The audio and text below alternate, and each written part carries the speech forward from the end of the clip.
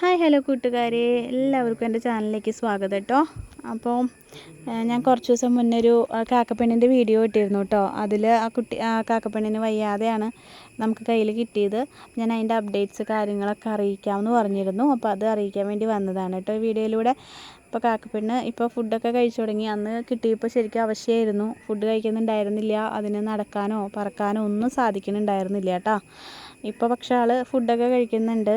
അന്ന് എന്താ പറയുക, ഒരു ഓക്കെ ആയിട്ട് വരുന്നുണ്ട്.